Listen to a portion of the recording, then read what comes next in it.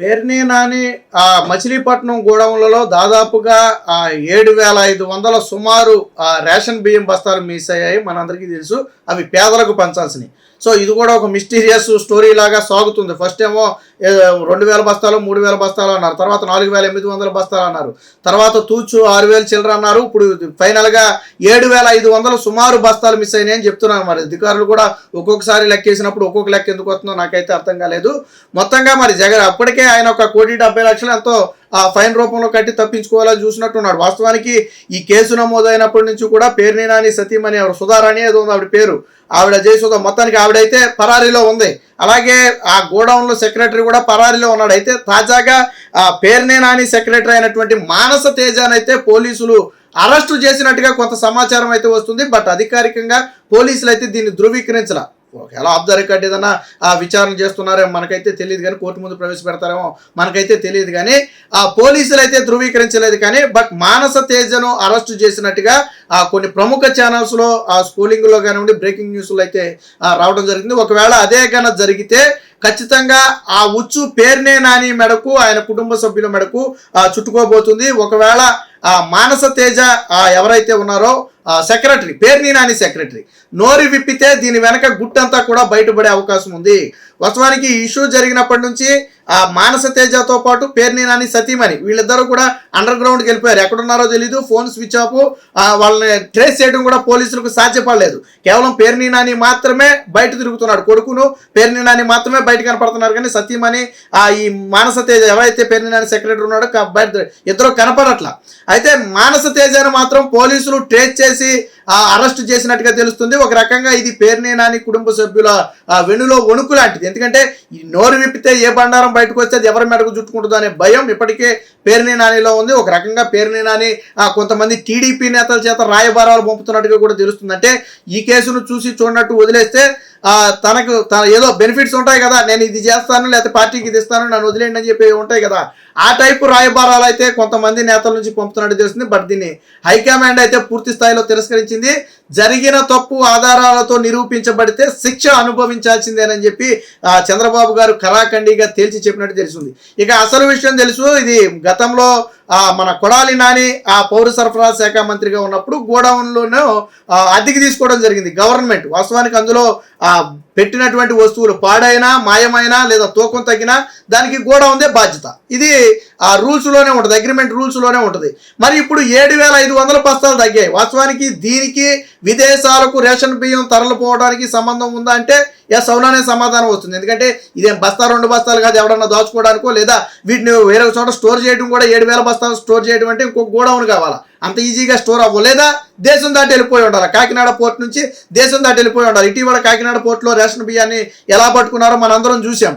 So port దాటి వెళ్ళిపోయి ఉండాలి, దేశం దాటి వెళ్ళిపోయి ఉండాలి పోర్టు నుంచి. ఈ రెండిట్లో ఒకటైతే జరిగి ఉండాలి. ఇప్పుడు దీని మీద విచారణ నేపథ్యంలోనే Perni Nani secretary personal secretary అయినటువంటి మానస తేజాని అయితే అరెస్ట్ చేసినట్టు తెలుస్తుంది. మరి పేర్ని అంటే ఈ గోడౌన్ల వ్యవహారం చూసుకున్న సెక్రటరీ కానివ్వండి, అలాగే పేర్ని నాని సెక్రటరీ ఇద్దరు ఒకళ్ళేనా లేదా గోడౌన్లకు సపరేట్గా ఎవరైనా సెక్రటరీ కానీ మేనేజర్ కానీ ఉన్నారా అనేది ప్రస్తుతానికైతే తెలియదు. కానీ ఈ వ్యక్తి దొరికాడు అనే వార్త ఎప్పుడైతే వచ్చిందో అది పేర్ని నాని వెన్నులో వణుకైతే మొదలైంది. పేర్ని నాని ఒక రకంగా అంటే జరిగింది తప్పేనని ఒప్పుకోవడానికి కూడా సిద్ధమయ్యాడు పేర్ని నాని అని వార్తలు కూడా వస్తున్నాయి. ఇటీవల పేర్ని నాని ఒక ప్రెస్ మీట్లో మాట్లాడుతూ వైసీపీ ఆఫీసు నుంచి మాట్లాడుతూ ఒక మాట చెప్పారు. కొంతమంది పేర్ని నాని భార్యను అరెస్టు చేద్దామని చెప్పి చంద్రబాబు గారి దృష్టికి తీసుకెళ్తే మీకు ఏమన్నా మతిపోయిందా ఏంటి, పేర్ని నాని జోలికి వెళ్ళొద్దు, సతీమణి జోలికి వెళ్ళొద్దు, ఇళ్లలో ఆడవాళ్ళ జోలికి వెళ్ళొద్దు, ఏదైనా తప్పు చేస్తుంటే పేర్ని నాని చేస్తుంటే పేర్ని నానిని మాత్రమే చర్యలు తీసుకోండి తప్ప వాళ్ళ జోలికి వెళ్ళొద్దని చెప్పి చంద్రబాబు గారు చెప్పారు. ఈ మాటలు చెప్పినప్పుడు అక్కడ అధికారులు ఉన్నారు, టీడీపీ ఎమ్మెల్యే ఉన్నారు, ఈవెన్ పౌర సరఫరా శాఖ మంత్రి ప్రస్తుత మంత్రి నాదెండ్ల మనోహర్ కూడా అక్కడే ఉన్నారు. రాజకీయాలు ఎంత ఉన్నప్పటికీ కూడా చంద్రబాబు గారు హుందాగా ప్రవర్తించారని చెప్పి పేర్ని నాని కొద్దిగా చంద్రబాబు గారి మీద ప్రశంసలు కూడా కురిపించారు. సరే అక్కడ ఏం జరిగింది అనేది మనకైతే తెలియదు, కానీ ఒక విషయం స్పష్టం, చంద్రబాబు గారు ఎప్పుడు కూడా మహిళల జోలికి అయితే వెళ్ళరు. జగన్మోహన్ రెడ్డి అంటే ఇంట్లో ఆడవాళ్ళని అడ్డం పెట్టుకునో లేకపోతే వాళ్ళ మీద నీచమైన కామెంట్స్ చేసో జగన్మోహన్ రెడ్డి లబ్ధి పొందాలని చూస్తారు తప్ప తెలుగుదేశం పార్టీ నైజమే కాదు అసలు మహిళల జోలికి వెళ్ళటం. మీరు చరిత్రలో ఎక్కడైనా చూసుకోండి, అటు లోకేష్ గారు కానివ్వండి, ఇటు చంద్రబాబు గారు కానివ్వండి, లేదా పార్టీ కీలక నేతలు కానివ్వండి, ఎప్పుడు మహిళల జోలికి వెళ్ళరు. అందుకనే లక్ష్మీ పార్వతి నోటికి ఇష్టం వచ్చినట్టు మాట్లాడినా ఏ రోజు కూడా లక్ష్మీ పార్వతిని తిరిగి ఒక్క మాట కూడా ఎందుకు అనరంటే అనలేక కాదు, మహిళల జోలికి తెలుగుదేశం పార్టీ వెళ్ళదు. ఇప్పుడు కూడా పేర్నే నాని సతీమణి జోలికి తెలుగుదేశం పార్టీ వెళ్ళకూడదని ఒక నిర్ణయం ఇచ్చింది. తప్పు చేస్తే పేర్నే నాని వదిలిపెట్టవద్దు, పేర్నే నాని మీద చర్యలు తీసుకోండి, అంతే తప్ప మహిళల జోలికి వెళ్ళొద్దని చెప్పి చంద్రబాబు గారు చెప్పారంటే ఒక రకంగా తెలుగుదేశం పార్టీ ఎలాంటి విలువలకు కట్టుబడి ఉంటుందో దీన్ని బట్టి అర్థమవుతుంది. వాస్తవానికి గతంలో పేర్ని నాని చంద్రబాబు గారి మీద కానీ లోకేష్ మీద కానీ చేసిన విమర్శలు ఒకసారి బ్యాక్కి వెళ్ళి పరిశీలించండి, లేదా పవన్ కళ్యాణ్ మీద కానీ చేసిన వ్యాఖ్యలు ఒకసారి వెళ్ళి పరిశీలిస్తే చాలా దారుణమైన వ్యాఖ్యలు చేశారు. అయినప్పటికీ కూడా తెలుగుదేశం పార్టీ వాళ్ళ ఇంట్లో ఆడవాళ్ళను టార్గెట్ చేయలే. ఇప్పుడు వాస్తవానికి పేర్నే నాని ఏంటంటే ఈ పోయిన దానికి ఎంతైతే అమౌంట్ ఉందో అంత అమౌంట్ నేను కడతాను, దాని ఫైన్ ఎంత అయితే ఉందో అంతా నేను కడతాను అని చెప్పి ఇప్పటికే బహిరంగ స్టేట్మెంట్ ఇచ్చారు. 1,70,00,000 ఆల్రెడీ కట్టినట్టుగా ఉన్నారు. దీని మీద కూడా మనం చేసాం. అసలు 1,70,00,000 పేర్ని నానికి ఎక్కడి నుంచి వచ్చింది, అది వైట్ మనీ అయినా ఎక్కడి నుంచి తీశారు, అప్పుగా తీశారా, బ్యాంక్ నుంచి తీశారా, గతంలో ఒక వీడియోలో కూడా అడిగాం. అప్పుడు మనం మాట్లాడుకున్నప్పుడు 3,500 బస్తాలు 4,000 బస్తాలు అన్నారు సుమారు, కానీ ఇప్పుడు 7,500 బస్తాలు, అంటే దాదాపుగా డబల్. అంటే పేర్ని నాని కట్టిన ఫైన్ నాకు తెలిసి సరిపోదు, అడిషనల్గా కొద్దిగా కట్టాల్సి ఉంటుంది. సరే, అది ఫైన్ అనేది వీళ్ళు చూసుకుంటారు, కానీ ప్రభుత్వం కూడా ఏం చెప్పింది, అధికారులు ఫైనే, కేసే, దానికి దీనికి సంబంధమే లేదు, పోయిన దానికి ఫైను.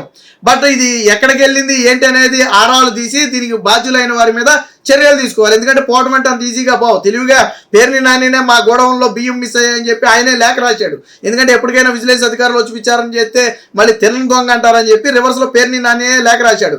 సరే, ఇదంతా పొలిటికల్ గేమ్లో ఒక భాగం అనుకోండి. ఏది ఏమైనా మొత్తంగా పేర్ని నాని పర్సనల్ సెక్రటరీ మానస తేజ అరెస్టు వ్యవహారం ఒక రకంగా ఇప్పుడు వైసీపీ వర్గాల వెన్నులో వణుకు పుట్టిస్తుంది. పేర్ని నాని సెక్రటరీగా నోరు విప్పితే ఖచ్చితంగా పేర్ని నానికి నోటీసులు ఇచ్చి అరెస్టు చేసే అవకాశం ఉన్నట్టుగా తెలుస్తుంది. ఎందుకంటే ఆయన భార్య జోలికి ఎలాగా చంద్రబాబు గారే వెళ్ళొద్దని చెప్పారని చెప్తున్నారు కాబట్టి గోడౌన్ పేర్ని నానితో పాటు వాళ్ళ భార్య పేరు మీద, ఇద్దరు పేరు మీద కూడా ఉన్నట్టున్నాయి. బట్ పేర్ని నానిని బాధ్యుడిని చేస్తూ బహుశా పేర్ని నాని మీద కేసు పెట్టవచ్చు.